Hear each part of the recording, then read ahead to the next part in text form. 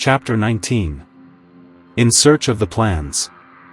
It's 5 a.m. and I know who to go to for the data we need. Caliguian. He's got a network sharp enough to get me what I want. My plan is simple. I use my last mission as a pretext to offer to get the data, and of course, to pay me. Given the bounty on me, he'll be very interested in seeing me. And to betray me, no doubt. I contact Caliguian on the secure network. I suggest a meeting in a discreet corner of the intermediate levels, where the police are less present. As expected, he's totally enthusiastic, too enthusiastic even. I kiss Clara. She smiles at me, seemingly finally accepting my choice. We set off, still in stealth mode. We return to the heart of the big sphere and climb a few levels. After parking in a secluded spot, we join Caliguian. I walk ahead, away from Gabriel. The rendezvous is set in a festive area. Various places of joy and debauchery occupy a good part of the premises. Virtual whorehouses, drugstores, Souvenir Planet and other envelope-changing capsules. There, if you like, you can become someone else or something else. An animal, a fantastic creature, the limit doesn't exist, only your credit line determines your boundary. Caliguian figures that the hustle and bustle and crowds will certainly give him some security. We move quickly through this permanent circus. Stoned customers wander from excess of sex to excess of violence. Neon lights and advertising holograms animate the street. The strolling crowd is there for a quick, intense pleasure. It's a welcome respite from the daily grind of mediocrity. We're approached by touts promising us the most intense sensations we've ever experienced. We're not here for that. Now I see it. Caliguian. He's waiting, wisely leaning against a wall, not far from the window of a department store. I disconnect my stealth functions just for him. Seeing me, Caliguian nods and starts up the avenue. He turns and takes the first street on the right, then another, then another. After about 10 minutes of walking, we come to a dark alleyway that ends in a dead end. You're taking precautions, aren't you? I ask Caliguian as we join him. Yes, he replies, forcing himself to smile. What can I say, with all the fuss you've made, it's better to be on your guard. Do you have the data with you? I specify. Yes, of course I do.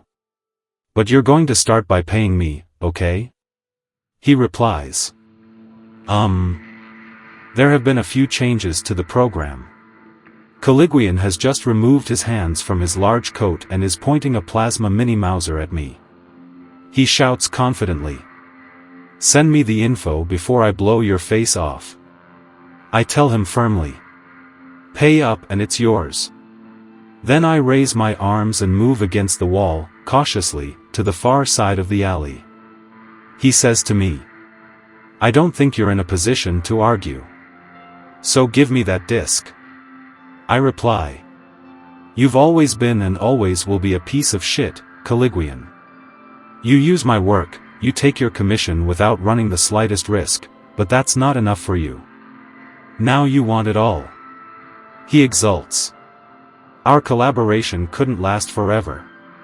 This information is dynamite, and I'm the only one who can sell it. There's no way I'm sharing it with a scumbag like you. With what I'm going to make on this one, I'll be able to get out of the business. He lets out a nervous laugh that catches in his throat as Gabriel's shadow looms over the floor. Before he can make a move, Gab disarms him with a kick and sends him tumbling against the wall, right in the middle of the dustbins.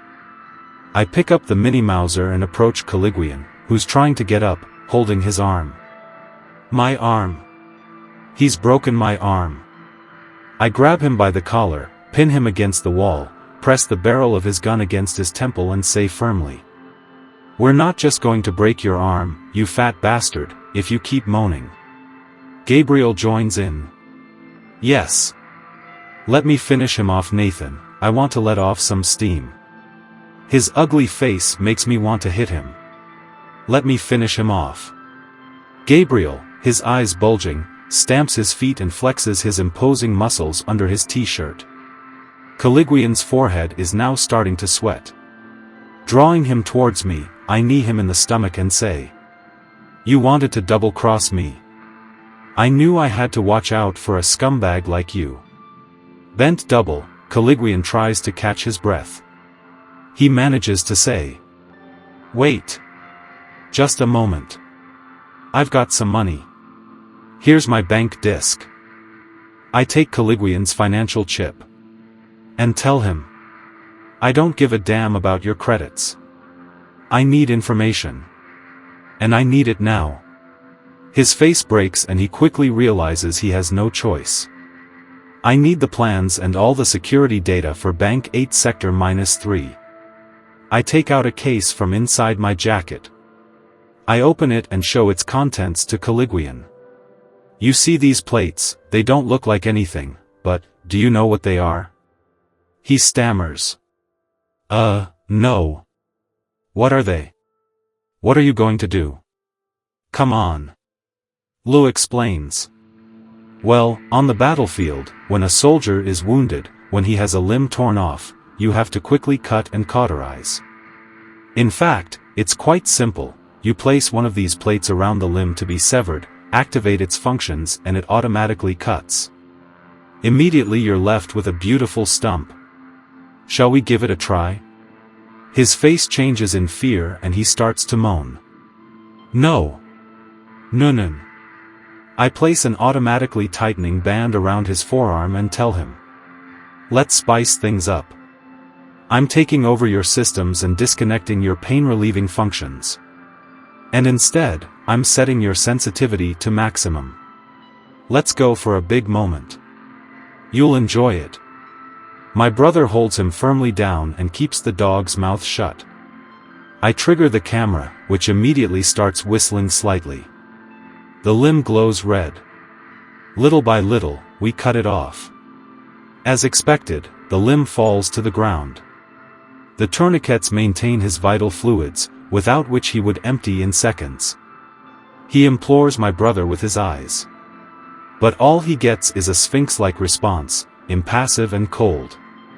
Comfort won't come from him. Caliguian is sweating, his eyes bulging. His whole body is shaking. Actually, it doesn't look like it, but I'm not taking any pleasure.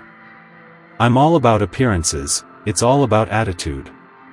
And, Caliguian is a living monster. I know he's done far worse and I know he's having an exhilarating time in other people's pain. I take advantage of this and ask him, "What's up?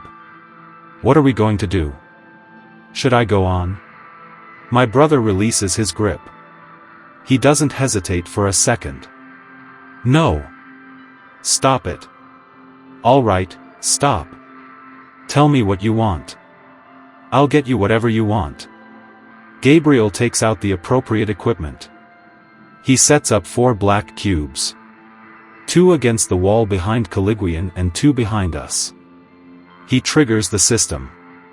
Around us, a bluish cube is created, blocking all tracking. We can communicate without fear of being tracked.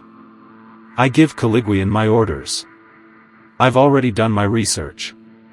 I know what you need to do. You worked for a guy named James Odebrecht. Big boss of a construction company. They built the bank I'm interested in. He replies. Yes, I know who he is. But his network is classified ultimium. It'll be very hard to get in. I reply. And you want me to believe that you haven't kept an access just in case? What do we cut then?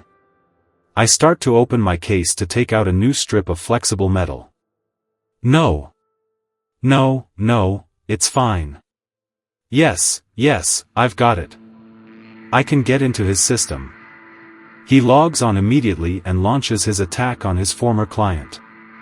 I know he does this every time. As soon as he can, he infests the system of the person who came to him for help. Just in case. A few seconds pass. There, I'm accessing it. No. Just a moment. A few more roadblocks to go. All right, I'm here. I'm looking. I've got it. Bank folder 8 sector -3. I load it.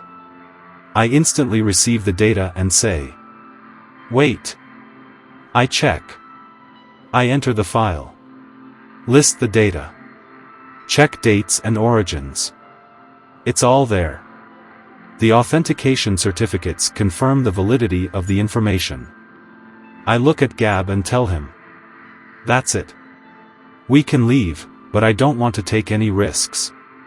I know who I'm dealing with and I'm convinced that Caliguian will rat us out at the first opportunity.